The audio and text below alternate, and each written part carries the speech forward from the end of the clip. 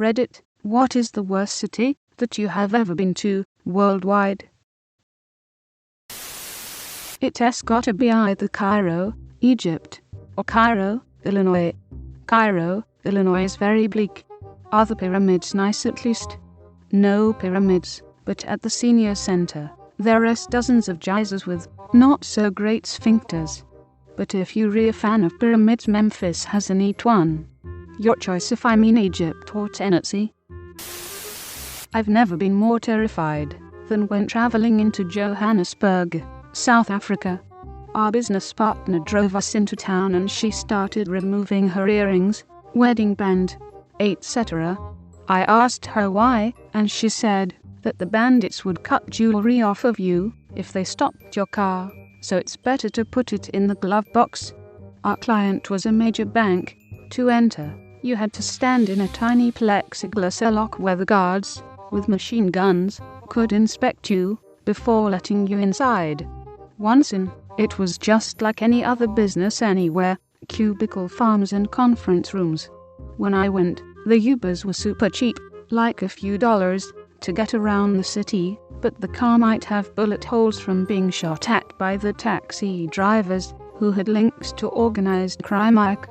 The people are great, the food is interesting, if you like meat-based diets, but safety is a massive worry and security is everywhere there is any money. It doesn't sound like the people are great. Who are the ones doing the shooting and the robbing? Out-of-town folks. Port-au-Prince, Haiti. If you know, you know. I'll put it this way. I spent time in Afghanistan, and it was nicer than Haiti by a long shot. I watched a video fairly recently that showed children in Port-au-Prince eating mud, because there literally wasn't anything else to eat. To be fair, this video was like a decade old, so things might have gotten better, but it was still extremely depressing either way. From what I've heard, things have gotten worse. I went around a decade ago, and the only downsides were the piles of trash and wreckage from the earthquake from 3 years earlier. Rail in North Wales. I've been all over the world, but never seen such depravity. I was like 8 or 9 and waiting with my mum for my dad to pick us up, and we saw a group of chavs following a guy with a Down syndrome and telling him they were going to follow him home and burn his house down while he slept. Probably the worst thing I've ever seen. Even as a child I knew it was incredibly fucked up. Fucking chav cunts. Goodbye. When I got back, a friend who had lived there for a few years asked me what I thought, and I said, well, I'll be honest, it lacked soul to me. It was depressing and materialistic and soulless to me. It genuinely made me a worse person somehow. But I'm a tourist. You lived there. Surely you experienced the real goodbye. And he said, no, you summed it up. I have heard it described as a melting pot without heat. Lots of people from around the world, but nothing causing them to really interact across cultures, likely due to the non-permanent nature of their residence. This is how I feel since moving to Phoenix, Arizona. I'm not trying to include it on this list of worst cities, but it does kind of remind me of the Jerry Rafferty lyric, this tea desert makes you feel so cold. It's got so many people but it's got no soul. Apostrophe. I live in a suburb of Phoenix right now.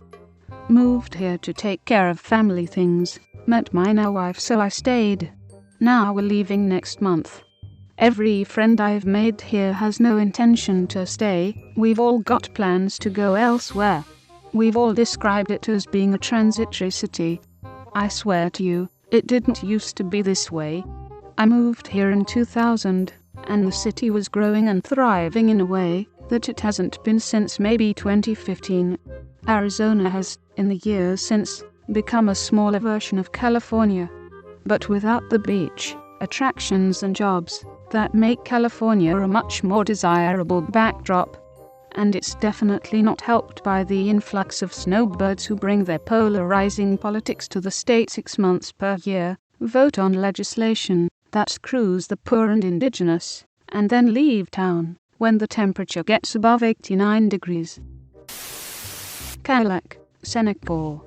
from why Calac is considered one of the dirtiest cities in Africa. Garbage is often left lying around on the streets, and a regulated garbage disposal system is still under construction. So as are mostly clogged or barely exist, and the brackish water in them is a strong source of infection from malaria and cholera contamination. However, the drinking water supply has improved significantly. Unemployment is extremely high. The city is surrounded by a blue ring of hazy waste stench from the landfills that surround it. Especially during the hot and humid months of the rainy season, the situation is difficult to bear for humans and animals. Epidemics such as malaria, yellow fever and cholera break out almost every year. Only a few years ago, a wave of leprosy emanated from here, and many people fell victim to it. Only in the western parts of the city is the situation a little better. However, this cannot hide the fact that in the other districts, such as Leona, Senegalese, Luna, the worst environmental conditions prevail. As someone that is from Senegal, yeah, that about sums up Calac. Kandahar, a never-ending mass of squalor and depravity. Little boys are grabbed off the street by grown men. Sewage everywhere. All are destitute. It's a hell on earth. Add in religious police that encourage neighbors to rat on each other and destroy any sense of community. Afghanistan. They refuse any modern aid and see the West as culturally depraved while growing opium and raping boys. I met a dude who said the hardest part about serving in Afghanistan was working with the Afghan truckers, because a lot of them had these pleasure boys they traveled with, and everyone was given strict orders to ignore it. Jesus fucking Christ. I don't think I could handle that. You have to. You piss off the wrong warlord and his precious Bachi Bazi and you have yourself an international incident. Forget the fact that these were supposed to be our allies in country. Fuck the Northern Alliance and fuck the Taliban. Manila, capital of the Philippines. A third of the population lives below the poverty level. And that's the Manila poverty level, which is pretty fucking poor. It's enough to give you nightmares if you leave the rich parts. You can insulate yourself from the rest of the city, be staying in the fancy parts, like the McCarthy, but you can't escape the air pollution or the trash. There was a storm last time I was there. Cubic miles of trash had washed out of the city, into the river, and into Manila Bay. Along the fancy hotel's path at the edge of the bay, there were waves washing up against the wall. But the trash was floating a foot thick on the surface, and so the waves were trash waves. Well, maybe there are historic ancient things. Nope, sorry, the city was bombed to rubble, and the end of World War II. All that's left are the foundations of the intramuros, which are interesting, but not worth the walk through the slums. Ugh.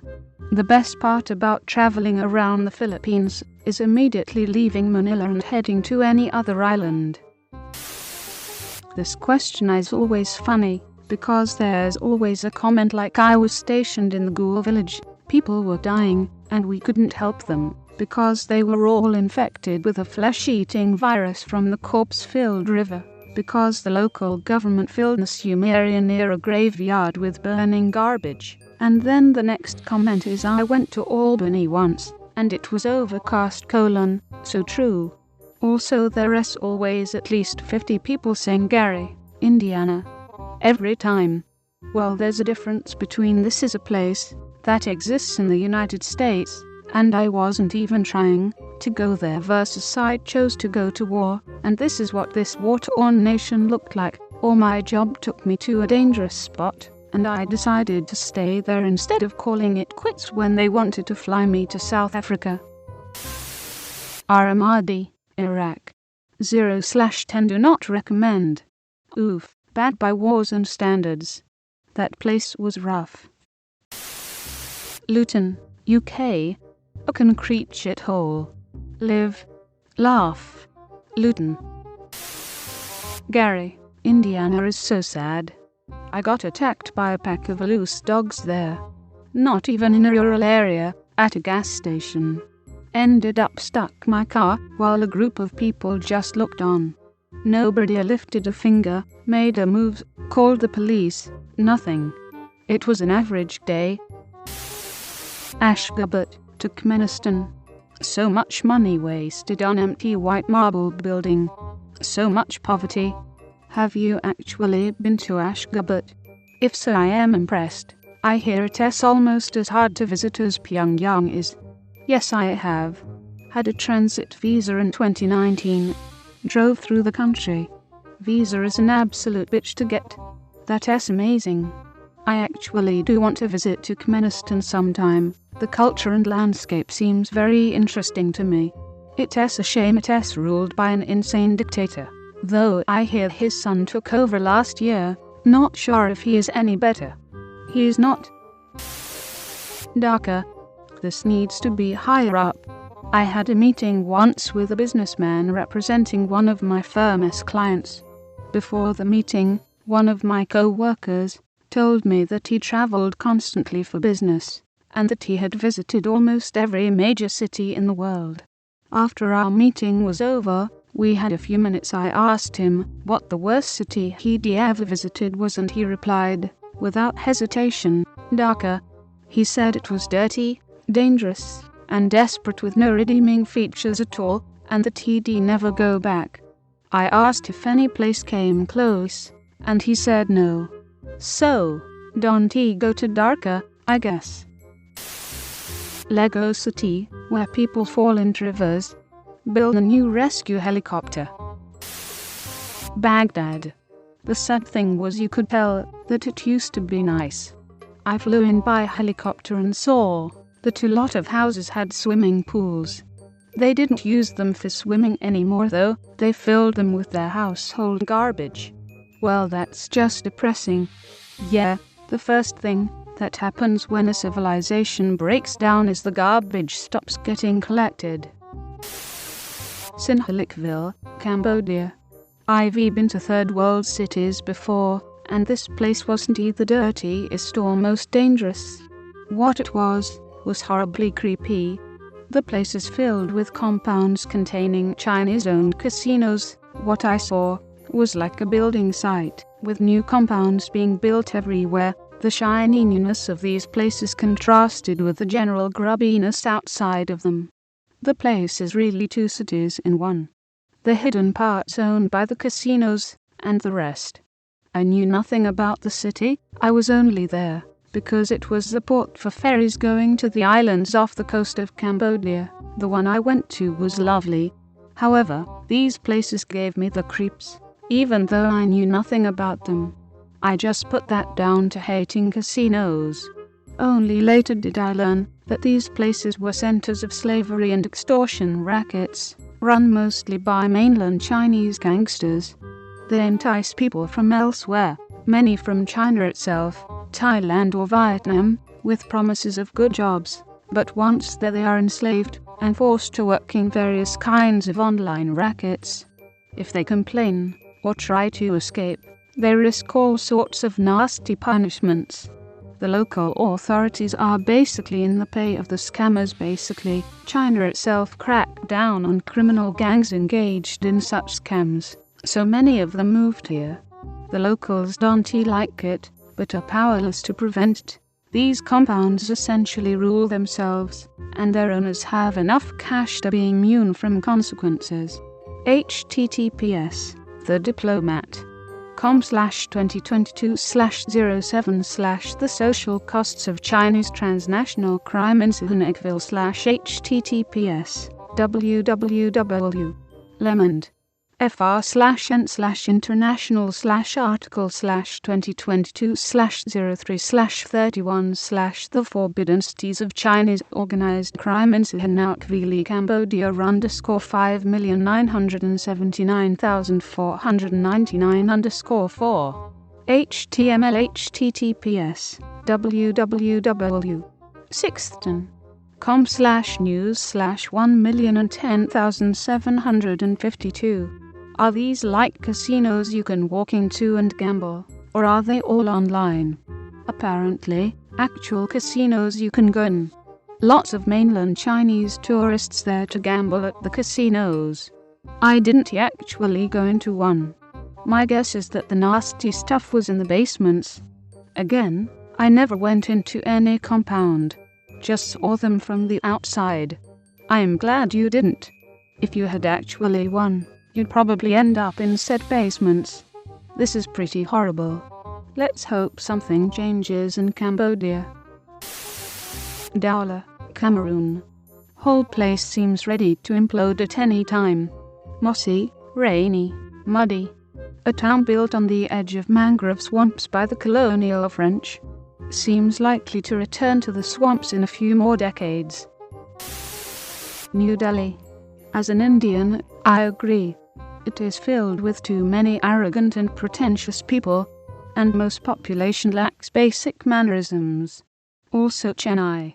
Very unclean and racist. R/can confirm I am Indian. N'Djamena, Chad. Where the human spirit goes to die. I watched this travel YouTuber who's been to tons of bad and impoverished places in the world, but he always manages to find something interesting and positive about the place. He went to South Sudan when they were in the middle of a civil war and still made a cool video hanging out with tribal leaders. He had absolutely nothing nice to say about N'Djamena. He left the same day he arrived, after he accidentally stepped in what he thought was a huge pool of mud, but was actually literal human shit. What's the channel? Unpopular, but Las Vegas. It looks very nice, but the entire city is a well-designed scam to separate people from their money. Extremely tacky with no authenticity. Oh, for sure. It's just a fun scam, is all. Lots to do. Just don't take the kids. Vegas is for partying with a group. If you go there for any other reason / if you expect to make money at a casino, you're going to be sorely disappointed. Stockton, California. Bankrupt, ugly city full of tweakers and violent gang members. I don't even like stopping there for gas. But the Dyers brothers. Lol, the city's one true claim to fame. Decatur, Illinois. It's a dirty, nasty, depressing Rust Bowl hellhole. The best the town council can do to describe its unique smell is the burnt toasty smell. CNN sent a reporter to cover some event and he described it as the rancid vomit of a drunk man. It's safe to eat 2 fish a year, unless you are pregnant. And avoid tap water if you are pregnant. In fact, just avoid Decatur. I knew if I scrolled far enough I'd find the place where I grew up. I left when friends and family started dropping like flies from every type of cancer imaginable. What a shithole. You know, I've been gone so long I kinda wonder if it's this bougie man I made worse in my mind. Seems I am not alone. I wish I have to go back occasionally, mostly for funerals, and yes, it really is that bad. Controversially, Rio de Janeiro. I was there 4 days, got robbed in my hotel, robbed on the street, got eaten by bedbugs. A few friends got robbed on the beach by the police, another robbed in the street at knife point, and a guy in the hotel got kidnapped in a car at gunpoint, and then kicked out of the car as it was still driving. We got caught in riot between police and football fans, and got pinned against a wall, while the police shot rubber bullets at us, and I nearly got beaten up by local girls who took offense at their men trying to dance with me. As somewhere that is apparently famous for its nightlife, we couldn't find a decent bar/club anywhere 3 out of the 4 nights. For balance, I really enjoyed the Lapa Street party and football game. But it genuinely felt like the shadiest place I've ever been to, and I've been to San Pedro Sula, previously known as murder capital of the world. In case anyone thinks I am just a rubbish traveler, the stuff in the hotel was locked in a locker, so it was staff that robbed me. On the street I made sure my money was stashed in my bra, so they only got a few quid. We didn't go anywhere dodgy, stuck to the tourist stuff and traveled safely. Podgorica in Montenegro. Amazing country, But man, the capital sucks, just a big grey concrete mess with nothing at all to see or do. I think being bombed badly in the war ruined it, left parenthesis. The rest of Montenegro is stunning, one of the nicest places I've ever visited. Man, I was going there in 2020, and then Corona happened. Hope to go there at some point. I live Croatia, and I hear Montenegro is even more breathtaking. Memphis, Tennessee. Everything is super run down, and it isn't really feel safe walking around. There also isn't much to do, unless you're a big fan of Elvis or blues music. Unfortunately, I am neither, so the Bass Pro Pyramid was cool though. That BBQ is incredible though. So BBQ plus Pyramid. That's a lot going for it, lol. I wasn't a fan, but I am also from Central Texas, so I am partial to our style of BBQ here, and even if I did like it, the cons of Memphis far outweigh the pros. Moscow, when it was still the USSR, in 1989. Red Square was cool. Everything else was a depressing hellscape of ugly concrete and filthy air. Bridgeport, CT is a close second. Greater than Bridgeport, CT is a close second. Especially when you get to Port Jefferson in New York and are like, why the fuck doesn't Bridgeport look like this? Lived in Bridgeport for a year. Can confirm there are zero redeeming qualities. I travel frequently for work, and Bridgeport was the only place I remember legitimately struggling to find somewhere to get dinner for myself, and I am not picky. The place felt literally abandoned after 4 p.m. Riyadh, Saudi Arabia. Stationed there for the Navy. Fuck that place. Have a friend who loves there who's having a great time going camping in the desert and hanging with other experts. But every time he hangs out with locals it's all nudes, and it just gives me gross vibes. Don't you know how someone could go from the US, where everyone hangs with their partners, to somewhere where hanging out with their wives is frowned upon, and still get along with those people? Djibouti. Maybe this refreshing 115-degree breeze will change your mind. Panama. Why ? Genuinely curious. Well, I took the Panama Canal train with my ex, 6'8", 225 pounds guy. The train is nice BTW. Anyway, when we got to Cologne we kind of just wandered around. Our style of vacationing was to pick a place in a region, do very little research and wander around. We were planning to get something to eat at a cool looking place and find a post office to send some postcards to friends. Anyway, after much wandering and very bad directions, we found the post office and kept walking as the neighborhoods kept getting worse and worse. An old lady ran up to us and said in Spanish that those guys over there are going to rob you, please leave. They had machetes, right parenthesis. We were like WTF, okay, turned around. A random cop escorted us back to the post office without being asked, and when we felt like we could probably leave, we walked by a supermarket that was being robbed. Anyway, the reason I mentioned my ex's size was he is a big guy and I never saw his face go white before. I always felt safe with him. We even had our own machete, but it was for opening coconuts and other random stuff. I remember reading here about how a whole hostel was robbed by a group of machete-wielding Panamanians. Good God, that would suck. Saw a machete fight in a bus station near Carzel, Belize. I noped out of there real fast, but come to think of it, maybe it was a robbery that turned into a fight.